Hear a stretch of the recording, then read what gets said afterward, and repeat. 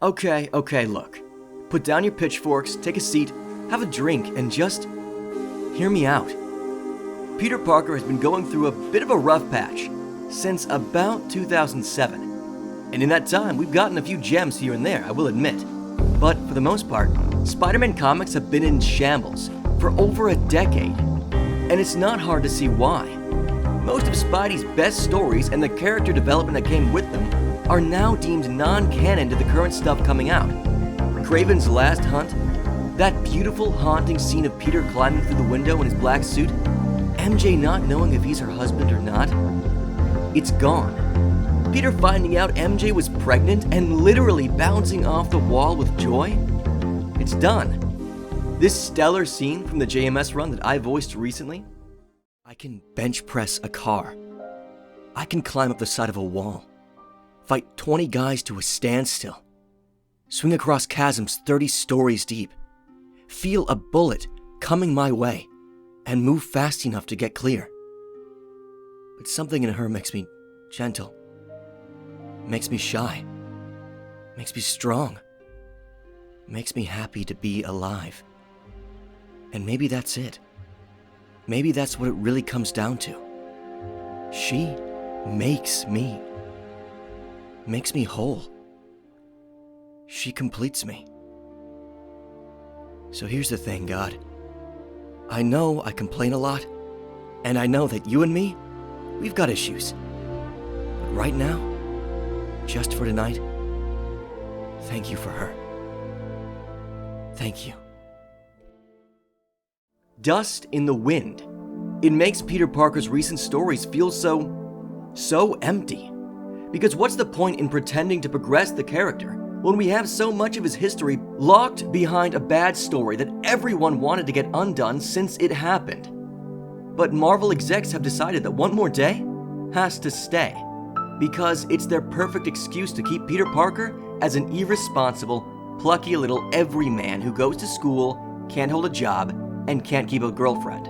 This man was in his mid-30s, married, a high school teacher, and you're telling me he's acting like a teenager asking out a crush with Black Cat, someone he's already dated in the past? And that he's going to college again, worrying about grades and homework. He was a high school teacher. Why is this character not allowed to progress? Why is it that every time he seems to take a step forward, like in the Nick Spencer run, he's forced to take another 2 steps back?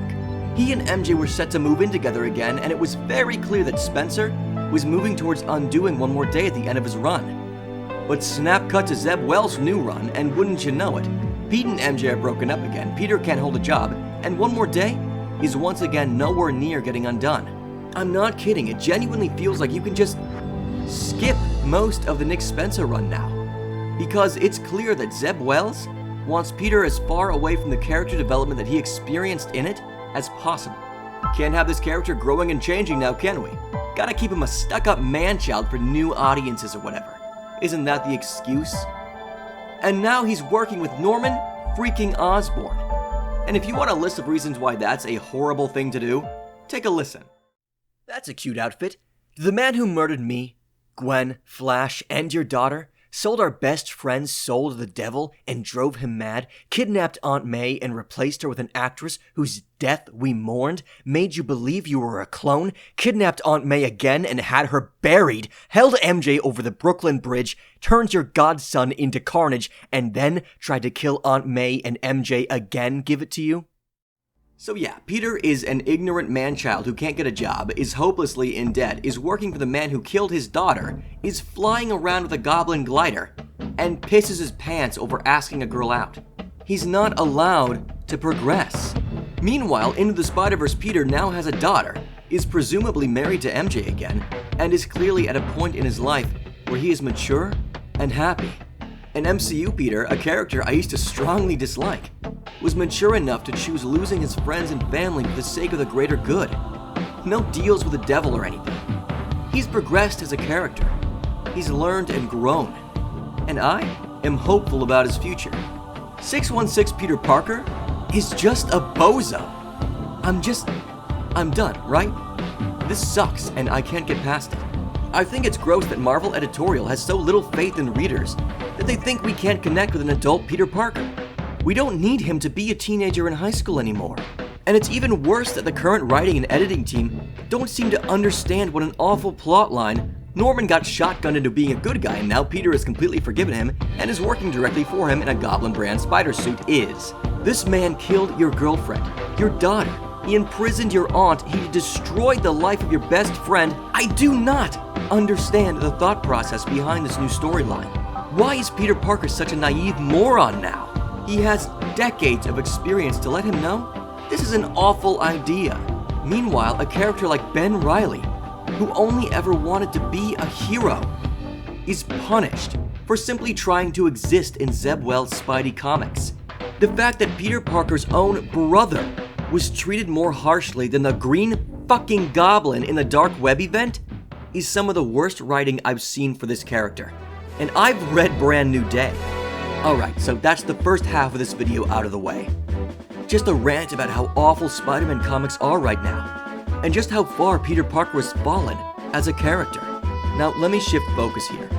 And if you want to stop here, if you couldn't care less about Ben Reilly, then you don't have to watch any further. But trust me on this, he is a better hero than Peter Parker.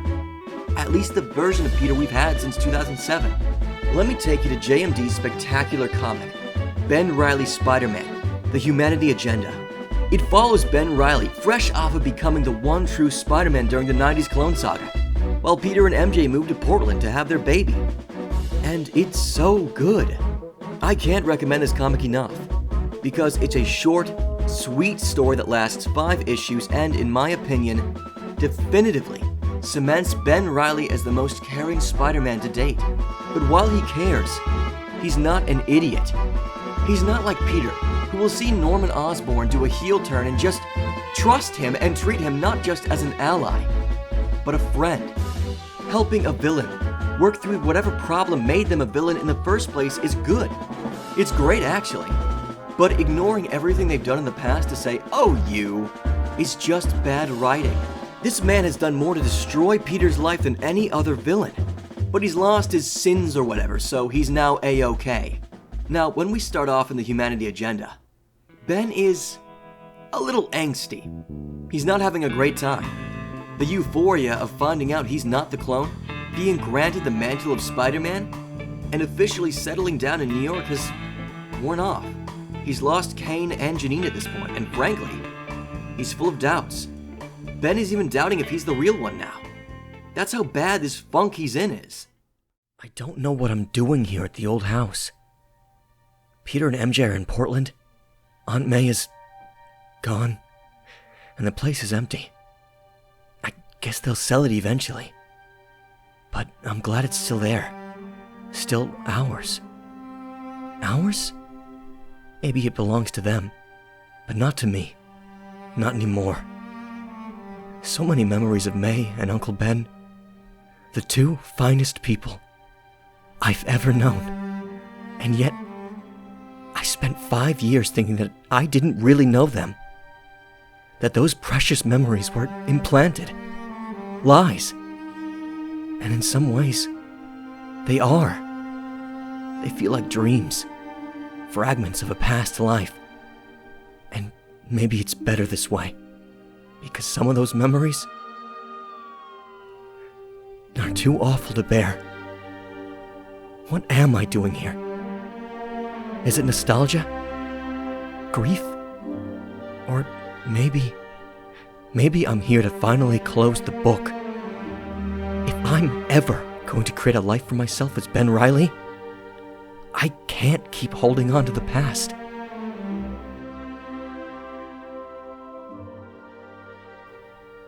I have to let it go. And this comes out in his fight with the first villain in issue number 1, Carrion. Carrion is broken out of Ravencroft. He's tearing his way through the guards. And this guy is no joke. He can kill with a touch. And he does manage to get his hands on Ben, unleashing a swarm of negative emotions in the web-slinger. Rage and grief rip their way through the blonde webhead, and Ben just loses it on Carrion, pummeling him into the dirt again and again until he stops himself, because he needs to think. And in the end, this moment of clarity and then compassion for the villain is what stops him. Ben is able to help Carry On work through his grief and finally end his rampage. But does he let him loose and say, "You're my friend now, don't turn evil again, okay?" like Peter does with Norman? No, he does not. Carry On still goes back to Ravencroft. But I love this little moment with Ben just holding Carry On's hand and letting that tsunami of sorrow wash over him. Because to him, this agony is worth it if it means he can help this broken individual. And it doesn't stop there. His attitude towards Lady Octopus is not anger, it's pity. Ben's life in exile, his 5 long years on the road, feeling like a freak and a fraud, have taught him to see these people differently. Are they dangerous and destructive? Yes, but they're broken souls, and they still deserve help, a shot at healing. Ben himself even admits to his own faults, understanding that he didn't have to be Spider-Man when he came back to New York, and that while he does have a selfless desire to make a positive difference in the world, he also put on the mask again to prove his doubts wrong and to prop up his own ego. He gets to play the conquering hero again, punching out the bad guys. There's duality in everyone. You can't look at the world in black and white. So while he'll oppose her, and everyone like her, to his dying breath if he has to, he refuses to hate her. Ben Reilly is a hero, and in my humble opinion, a better hero than Peter Parker. And this is why. His experiences, losing everything time and again, having a very good reason to become a villain but still rising up and becoming Spider-Man. They make him a far more compelling hero than the current Peter Parker, who just seems to be doing it out of a sick addiction to failure. With Nick Lowe and Zeb Wells in charge of Spider-Man, I don't think that's going to change anytime soon.